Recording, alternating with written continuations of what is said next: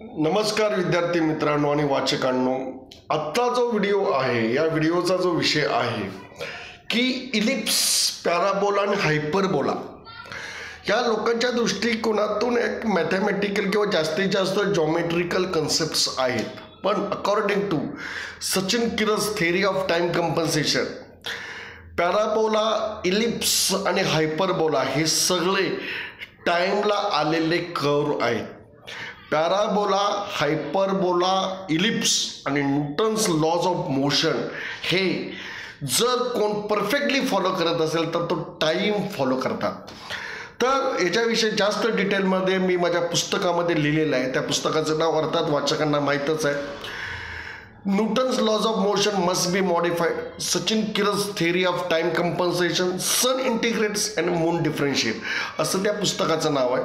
तर वाचकांनी हे पुस्तक वाचावं, त्याच्या प्रतिक्रिया कळवाव्यात ही नम्र विनंती. थँक्यू, धन्यवाद.